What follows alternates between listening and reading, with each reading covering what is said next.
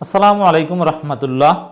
23 জানুয়ারি 24 বাংলাদেশের বিভিন্ন বিষয় নিয়ে আবারও বিদেশিদের নতুন উদ্যোগ।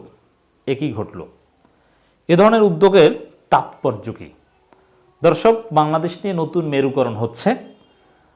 আওয়ামী লীগ সরকারের উপর যে বৈশ্বিক চাপ ছিল গণতন্ত্র প্রশ্নে, সুষ্ঠু নির্বাচন প্রশ্নে, আন্তর্জাতিক সম্প্রদায়ের বিশেষ করে পশ্চিমাদের যে চাপ ছিল সেই চাপ মিনিমাইজ হতে শুরু করেছে।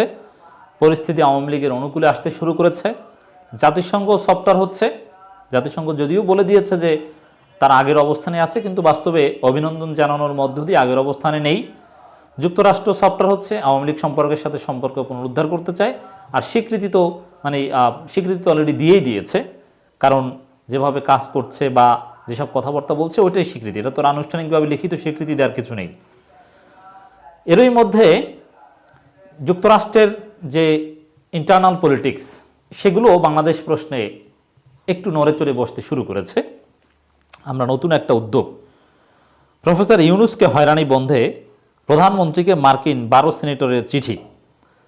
শুধু প্রফেসর ইউনূসকে হয়রানি বন্ধে নয়, বাংলাদেশের বিভিন্ন বিষয় নিয়ে নানান আহ্বান প্রধানমন্ত্রীকে করা হয়েছে এই 12 সিনেটরের পক্ষ থেকে। এখন এই যে উদ্যোগ বিদেশিদের, এবং শুধু এটা না, এর আগে 6টা বিদেশি সংস্থা, আন্তর্জাতিক সংস্থা নতুন নির্বাচনের দাবি করেছে, বা আরও এরকম চিঠি দেখবেন যে কিছুদিন পরে ইউরোপীয় ইউনিয়নের এরকম পার্লামেন্ট মেম্বার চিঠি দিয়েছে, আবার দেখবেন যে অস্ট্রেলিয়ার কোনো সিনেটর চিঠি দিয়েছে। এগুলো চলবে। তো এটার তাৎপর্য কী? এই মুহূর্তে সব কিছু আওয়ামী লীগের অনুকূলে যাচ্ছে, তার মধ্যে এটার কোনো তাৎপর্য আছে কি না এই চিঠির? এর উত্তর বলবে হ্যাঁ, কিছুটা তাৎপর্য আছে। কারণ কি? দেখেন, এই যে যুক্তরাষ্ট্র তাদের অবস্থান কিছুটা পরিবর্তন করছে, আওয়ামী লীগের সাথে সম্পর্ক জোরালো করতে যাচ্ছে, বা আপাতত কোনো পদক্ষেপ নিতে যাচ্ছে না, এর কারণ কিন্তু যুক্তরাষ্ট্রের ইন্টারনাল পলিটিক্স। কারণ সামনে তাদের নির্বাচন, এই নির্বাচনে ক্ষমতা আসলে তারপরে তারা ভেবে দেখবে, কিন্তু আপাতত তারা সেটা করবে না। এখন এই যুক্তরাষ্ট্রের ইন্টারনাল পলিটিক্সের অংশ হিসেবেও কোথায় কি করবে এইগুলো কিন্তু এই বিভিন্ন সিনেটর বা কংগ্রেসম্যান এরা কিন্তু নানান কথাবার্তা তৎপরতা চালাচ্ছে। অতএব এই 12 কংগ্রেসম্যানের চিঠি, সিনেটরের চিঠি, এটা যুক্তরাষ্ট্রের ইন্টারনাল পলিটিক্স। বাংলাদেশের ইন্টারনাল পলিটিক্স আর যুক্তরাষ্ট্রের ইন্টারনাল পলিটিক্স এক না। আপনি দেখবেন যুক্তরাষ্ট্রের নির্বাচনী প্রচারণায় তার মধ্যপ্রাচ্য নীতি কী, যুদ্ধ নীতি কী, এশিয়া নীতি কী, ইন্দো প্যাসিফিক নীতি কী, এগুলো কাজ করে। জনগণ ভোট দেওয়ার ক্ষেত্রে এগুলো বিবেচনা করে। আর বাংলাদেশে তো কে রাস্তাঘাট করবে, কে চাল ডাল কম টাকায় খাওয়াতে পারবে, সেগুলো কাজ করে যদি সুষ্ঠু নির্বাচন হয়। বাংলাদেশের ফরেন পলিসি দেখে জনগণ তো ভোট দেয় না। যুক্তরাষ্ট্রের হিসাবটা আলাদা। এই কারণে যুক্তরাষ্ট্রের সিনেটররাও এরকম চিঠি দিয়ে তার নিজ দলকেও বার্তা দেন, বা চিঠি দিয়ে তার বিপরীত দল তাদেরকেও বিভিন্ন বার্তা দেওয়ার চেষ্টা করেন। অতএব এগুলো, এই ধরনের উদ্যোগ যুক্তরাষ্ট্রের ইন্টারনাল পলিটিক্সের অংশ, ফরেন পলিসি রিলেটেড। আর এই ধরনের উদ্যোগের বিদেশিদের তাৎপর্য আছে, একেবারে তাৎপর্য নেই সেটা বলবো না, কারণ বাংলাদেশ প্রশ্নে আলোচনা চলছে।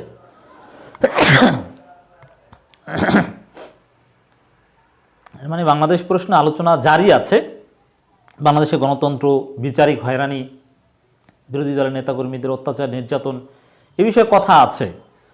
বা যদি কখনো যুক্তরাষ্ট্র কোনো পদক্ষেপ নেওয়ার প্রয়োজন পড়ে বা পদক্ষেপ নিতে হয়, তখন নিতে পারবে, সে ধরনের গ্রাউন্ডও রেডি আছে। মানে সব ব্যবস্থাই করা আছে। অতএব অ্যাটলিস্ট আলোচনা জারি আছে। কেউ না কেউ সরকার, যুক্তরাষ্ট্র সরকার অবস্থান পরিবর্তন করলেও সরকারের বিভিন্ন বডি বাংলাদেশ বিষয়ে এখনও সোচ্চার। অ্যাটলিস্ট সেই দিক থেকে গুরুত্ব আছে। যদিও এই আহ্বানে যে প্রধানমন্ত্রী সাড়া দিবেন বা যুক্তরাষ্ট্র সরকার কোনো পদক্ষেপ নেবে সেটা না, সেটা মনে করছি না। আমার এটা যে বিএনপি জামাত কিংবা ডক্টর ইউনূসের জন্য কোনো সুখবর, তাও না। কিন্তু এরকম ছোটোখাটো চিঠি বা এগুলোই কোনো কোনো সময় সংশ্লিষ্ট দেশের সরকারকে বড় পদক্ষেপ নিতে উৎসাহিত করে। দেখি চিঠিতে কি আছে।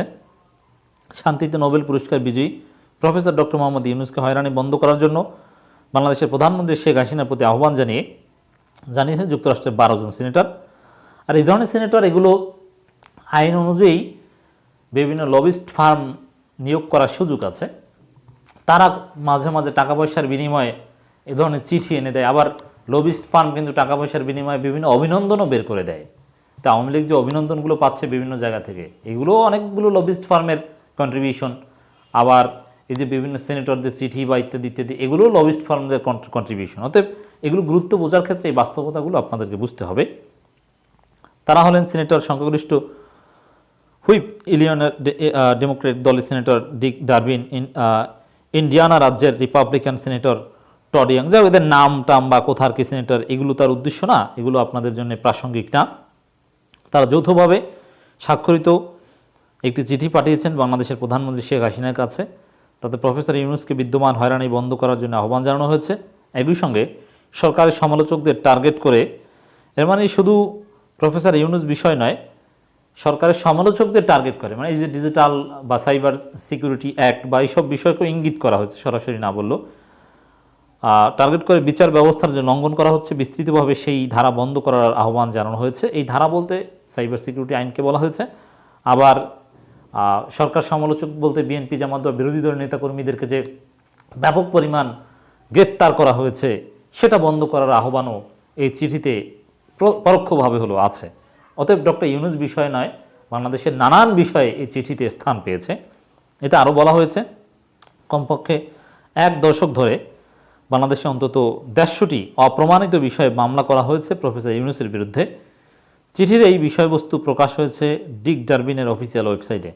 চিঠিতে স্বাক্ষরকারীরা লিখেছেন, প্রফেসর ইউনূসের বিরুদ্ধে সব মামলায় প্রক্রিয়াগত ত্রুটির বিষয়ে তুলে ধরেছে জাতিসংঘের মানবাধিকার বিষয়ক হাই কমিশনার ভলকার তুর্ক এবং অ্যামনেস্টি ইন্টারন্যাশনালের মতো মানবাধিকার বিষয়গুলোর সংগঠনগুলো। দেখেন, অ্যামনেস্টির বক্তব্য বা এগুলোর গুরুত্ব কিন্তু এটাই যে জাতিসংঘের কাছে অ্যামনেস্টির বক্তব্য গ্রহণযোগ্য হয়, আবার অ্যামনেস্টির বক্তব্য এই ধরনের সিনেটর, কংগ্রেসম্যান বা এদের কাছে গ্রহণযোগ্য হয়। যদিও দিন শেষে আসলে সংশ্লিষ্ট দেশের সরকার পদক্ষেপ না নিলে তার তেমন গুরুত্ব নাই, কিন্তু সরকারকে পদক্ষেপ নিতে কিছুটা হলে উৎসাহিত করে বা চাপ প্রয়োগের অংশও বলা যায়। এভাবেই কিন্তু নানান মহল থেকে দাবির প্রেক্ষাপটে অনেক সময় সরকার পদক্ষেপ নেয়। যদিও আপাতত যুক্তরাষ্ট্র সরকার নির্বাচনের আগে এই সিনেটরদের চিঠিকে আলাদাভাবে তেমন গুরুত্ব দেবে না, যদিও চিঠিটা লেখা হয়েছে বাংলাদেশ সরকারের প্রধানমন্ত্রীর কাছে। এমন বিচারে প্রফেসর মোহাম্মদ ইউনূসকে শ্রম আইন লঙ্ঘনের জন্য 6 মাসের জেল দেওয়া হয়েছে, যার বিরুদ্ধে তিনি আপিল করেন। যুক্তি ফৌজদারি কার্যবিধি যে গতি এবং মানে বিচার ব্যবস্থার ত্রুটি নিয়ে প্রশ্ন করা হয়েছে, অথবা প্রক্রিয়া নিয়ে প্রশ্ন করা হয়েছে। ডক্টর ইউনূসের গুরুত্ব বা যুক্তরাষ্ট্রে তিনি কতটা গুরুত্বপূর্ণ সেটা বলা হয়েছে। বাংলাদেশের সঙ্গে দীর্ঘদিনের সম্পর্ককে মূল্যায়ন করে যুক্তরাষ্ট্র, এই সব কথাবার্তা বলা হয়েছে। যাই হোক, বিভিন্ন পদক্ষেপ নিচ্ছে অনেকে, তবে বাস্তবতার নিরিখে এই পদক্ষেপের কার্যকারিতা কম। কিন্তু নির্বাচনে যদি আবার ডেমোক্রেটরা আসে, তখন দেখবেন যে আওয়ামী লীগের মাথা খারাপ হয়ে গিয়েছে।